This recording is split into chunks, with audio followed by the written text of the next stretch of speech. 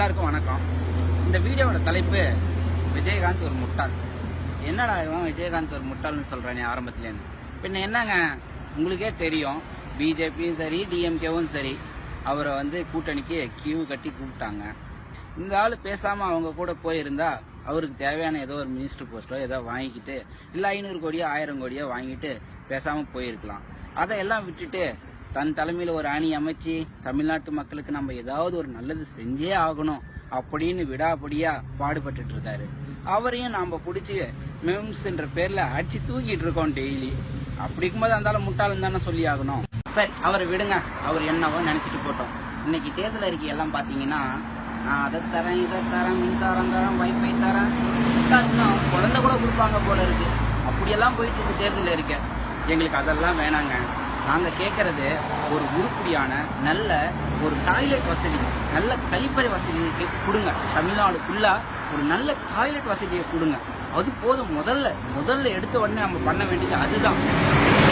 இன்னைக்கு பார்த்தீங்கன்னா எங்கேயுமே டாய்லெட் வசதின்றது சுத்தமாகவே இல்லை. ஒரு உதாரணத்துக்கு நம்மளுடைய தங்கச்சியோ இல்லை மனைவியோ அம்மாவோ வீட்டை விட்டு வெளியே போனாங்க அப்படின்னா திரும்ப அவங்க வீட்டுக்கு வர வரைக்கும் வெளியே எங்கேயும் டாய்லெட்டோ போகிறதுக்கு தெரியல. அந்த சுச்சுவேஷன்ல இருக்கு. இன்னைக்கு என்னென்னவோ நோய் சொல்றாங்க. இந்த பக்கம் கிட்னியில கல்லுன்றான், கேன்சர்ன்றான், என்னென்னவோ சொல்றான். இதுக்கு எல்லாமே டாக்டருங்க சொல்லக்கூடிய ரீசன் என்ன அப்படின்னா, கரெக்டான டைமுக்கு யூரின் போகாதது, அதிக அளவு தண்ணி குடிக்காதது அப்படின்னு தான் சொல்றாங்க. எங்கன்னா ஒரு பஸ் ஸ்டாண்ட்லயாவது நல்ல சுகாதாரத்தனமான தண்ணியை இலவசமா கொடுக்குறீங்களா? இல்ல ஒரு டாய்லெட் வசதியை நல்ல கரெக்டா நல்ல சுகாதாரத்தோட ஒரு டாய்லெட் ஃபெசிலிட்டி பண்ணி கொடுத்துருக்கீங்களா? தமிழ்நாடு ஃபுல்லா உங்களுக்கு பண்றதுக்கு எவ்வளவு ஆயிருக்கும். இன்னைக்கு நீங்க என்னென்னலாம் ஃப்ரீயா கொடுக்குறேன்னு சொல்றீங்க. இந்த பட்ஜெட்ல உங்களுக்கு 0.5% ஆகுமா? உங்களுக்கு தமிழ்நாடு ஃபுல்லா இருக்கிற நகராட்சிகள், மாநகராட்சிகள், சிற்றூராட்சிகள்ல ஒரு பஸ் ஸ்டாண்ட்ல ஒரு நல்ல டாய்லெட் வசதி, அதை கிளீன் பண்ற கிளீனர்ஸ், இது எல்லாமே உங்களுக்கு பராமரிக்கிறதுக்கு நீங்க போட்டுக்கிற பட்ஜெட்ல மீறி போனா 1% 2% ஆகட்டுமே. அதை பண்ணாவே பாதி நோய் குறைஞ்சிட முடியும். கவர்மெண்ட் பண்ணக்கூடிய வேலை வாய்ப்பு, இந்த மாதிரி சுகாதாரத்துறையில இதெல்லாம் நீங்க கான்சென்ட்ரேட் பண்ணுங்களேன். உங்களுக்கு ஏன் இதெல்லாம் தெரிய மாட்டேங்குது? இவங்க இருக்கிறது வீடு ஏசி, வெளியே காலு வச்சா காரு ஏசி, மேடையில போய் உட்காந்தாலையும் மேடையை சுத்தி ஏசி. அப்படி இருக்கும்போது நம்ம குடும்பம் இவங்களுக்கு எப்படி தெரியும்? சரி, நீங்க ஒண்ணு கேட்கலாம், இவ்வளவு பேசுறே விஜயகாந்துக்கு மட்டும் இதெல்லாம் தெரியுமா அப்படின்னு கேட்கலாம். வாஸ்தவம் தான். உங்களுக்கு அவரை பத்தி இதெல்லாம் தெரியுமா தெரியாதான்னு எனக்கு தெரியல. இருந்தாலும் எனக்கு தெரிஞ்ச வரைக்கும் நான் சொல்றேன் கேளுங்க. 25 வருஷமா அந்த ஆளு சொந்தமா ஒரு ஹாஸ்பிட்டல் நடத்திட்டு வராரு. 100% ஃப்ரீயா அங்க ஹாஸ்பிட்டல்ல ஒரு பைசா கூட வாங்காம மருத்துவம் பாக்குறாங்க. அது உங்களுக்கு தெரியுங்களா? இத்தனைக்கும் அவரு டாக்டர் கூட கிடையாது. இருந்தாலும் ஒரு ஹாஸ்பிட்டல் நடத்திட்டு வராரு. அது மட்டும் இல்ல, ஒரு முதியோர் இல்லத்தை கடந்த 20 வருஷமா நடத்திட்டு இன்னைக்கு வரைக்கும் சொந்த காசுல நடத்திட்டு வராரு. யாரு அனாதையா இருக்கிறவங்களுக்கு இல்ல கைவிடப்பட்டவர்கள் அவங்களுக்காக அந்த முதியோர் இல்லத்தை நடத்திட்டு வராரு. அவர் சினிமா காலத்துல இருக்கும் பொழுதே அவரோட ஆபீஸ்ல டெய்லி போய் யார் வேணாலையும் சாப்பிடலாம் அங்க. ஏன்னா சினிமா உலகம் பத்தி உங்களுக்கு தெரியும், இவ்வளவு பேர் வரான், எல்லாருமே சக்சஸ் ஆகிறதுல சாப்பிட்றதுக்கே கஷ்டப்படுறவங்க தான் அங்க அதிகம். அவ்வளவு பேரும் விஜயகாந்த் ஆபீஸுக்கு போனா வயிறார சாப்பிட்டு வரலாம். இதை உங்களுக்கு தெரிஞ்ச யாருன்னா, ஒருவேளை உங்க சினி ஃபீல்டு எதுனா இருந்தா அவங்க கிட்ட கேட்டு பாருங்க, உங்களுக்கு தெரியும்.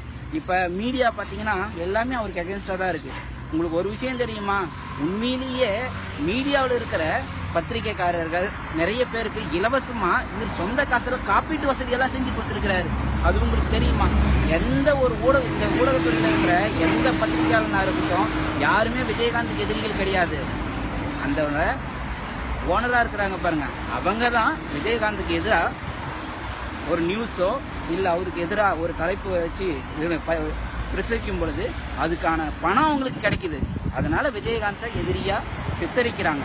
ஆனா உண்மையிலே மீடியாவில் இருக்கிற பத்திரிகையாளனா அவனை போய் கேட்டு பாருங்க, யாருமே விஜயகாந்துக்கு எதிராக சொல்லவும் மாட்டான். இதுதான் உண்மை. இவ்வளவு பேசுறியே, அவர் அப்படி என்ன பண்ணாரு, நாங்க எதையும் பார்க்கலையே அப்படின்னு நீங்க கேட்கலாம். ஆனா ஒரு விஷயம் நல்லா தெரிஞ்சுங்க, ரீசெண்டா சென்னை, கடலூர், காஞ்சிபுரத்துல வெள்ளத்தை அடிச்சு தூக்கி எவ்வளவு மக்கள் எப்படி பாதிக்கப்பட்டாங்க. அந்த சாக்கடை தண்ணியில காலை வச்சு மனுஷனோட சராசரி மனுஷனா போய் குறைங்களை கேட்டு அறிஞ்சு அவங்களுக்கு தேவையானதை தன் சொந்த காசுல பண்ண ஒரே ஆள் விஜயகாந்த் மட்டும்தான்.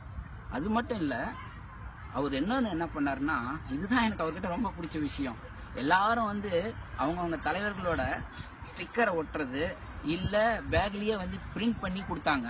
ஆனா இவர் மட்டும்தான் இவரோட ஸ்டிக்கரையோ இல்ல இவரோட தலையோட இதை வந்து பிரிண்ட் பண்ணாவோ நான் அதை விநியோகம் செய்ய மாட்டேன், இதுல அரசியல் பண்றதை விட கேவலமான விஷயம் உலகத்துல எதுவும் இல்லை அப்படின்னு சொல்லிட்டு எம்டியா எந்த பிரிண்ட்டும் எதுவுமே பண்ணாம அதுல அரிசி பருப்பு அப்படின்னா என்னென்ன தேவையோ நீட்ஸ் என்னென்ன தேவையோ அது அடங்கிய கைப்பையை எல்லாருக்கும் உதவியா கொடுத்தாரு. அந்த ஒரு விஷயத்திலே அவரோட மனித நேயம் எந்த அளவுக்கு தெரியுது பாருங்க. இதுல அரசியல் பண்ணக்கூடாது, இது நம்ம பாதிக்கப்பட்ட மக்களுக்கு கொடுக்கறது அப்படின்னு. அடுத்தது ஆந்திராவில் சுட்டு கொண்டாங்க தமிழர்களை. எல்லாரும் சொன்னாங்க 1 கோடி கொடுக்கணும், 50 லட்சம் கொடுக்கணும், 75 லட்சம் கொடுக்கணும்னு. ஆனா யார் கொடுத்தாங்கன்னு உங்களுக்கு தெரியுமா? பேப்பரை எடுத்து பாருங்க.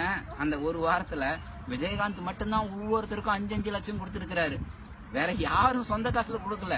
மேபி இந்த அம்மா கொடுத்தாங்களா இல்லையான்னு தெரியாது. அப்படியே கொடுத்திருந்தாலே அந்த அம்மாவோட காசு இல்ல, நம்மளோட வரி பணத்தை எடுத்து கொடுத்துருக்காங்க. ஆனா இவரு தன் சொந்த காசுல எடுத்து கொடுத்துருக்காரு. கிட்டத்தட்ட அவரு ஆக்டிங் பண்ண காலத்துல இருந்து இப்ப வரைக்கும் அவரோட சொந்த காசுல எல்லாம் எடுத்து கொடுக்கற ஒரே ஆளு அவர் மட்டும்தான். உங்களுக்கு தெரியுமா, தமிழ்நாடு ஃபுல்லா இது வரைக்கும் 12,000 பெட் ஃப்ரீயா எல்லா மருத்துவமனைக்கும் கொடுத்துருக்கிறாரு. இத்தனை பேருக்குங்க தெரியும். நம்ம மீடியாவை பொறுத்த வரைக்கும் நாக்க கடிச்சாரு, அதை கடிச்சாரு, இதை கடிச்சாரு, இதை மட்டும் தானே சொல்லுவாங்க. அவங்க நம்ம மீடியாவுக்கு வந்து அவர் நல்லது இதை பண்ணாரு அதை பண்ணாரு அப்படின்னு எப்படி சொல்ல தெரியும்? மீடியாவை துப்பினாரு அப்படின்னு சொல்றாங்க. ஆனா அன்னைக்கு தமிழ்நாடு ஃபுல்லா கிட்டத்தட்ட 5 லட்சம் பேர் வந்து பிளட் கொடுத்துருக்காங்க.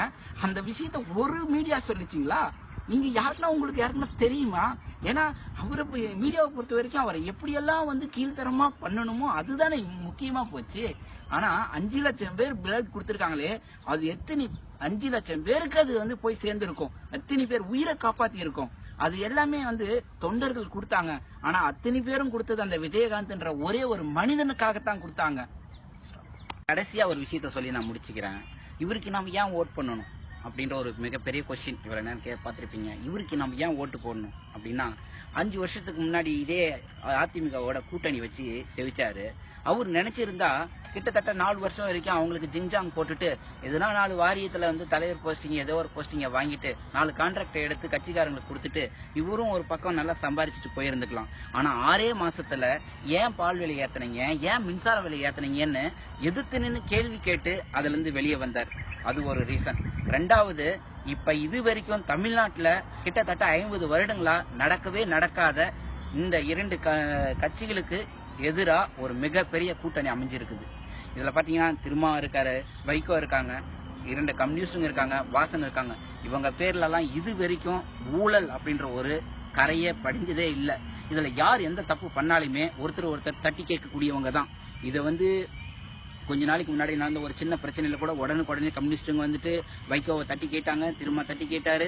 இந்த மாதிரி ஒரு தப்பு நிகழ்ந்தா அதை உடனே தட்டி கேட்கறதுக்கு ஆட்கள் இருக்கிறாங்க.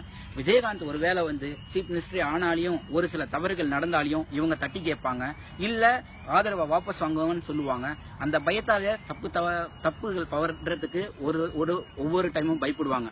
இல்ல இவங்க ஆட்சிக்கே வரலன்னா கூட பரவாயில்ல, நம்ம இவங்களுக்கு போடுற ஓட்டால இருக்கிற பெரிய கட்சி 2 கட்சியும் பயப்படுவாங்க. ஓ, தமிழ்நாட்டுல இப்படி ஒரு மாற்றம் நடந்துட்டு வருது, இதுக்கு மேல நாம திருந்தல அப்படின்னா நாம இருக்கவே முடியாது இங்க அப்படின்ற ஒரு பயமாவது அவங்களுக்குள்ள வரணும். அதுக்காகவாவது நீங்க இந்த டைம் தேமுதிக தமாக மக்கள் நல கூட்டணிக்கு வாக்கு போடுங்க.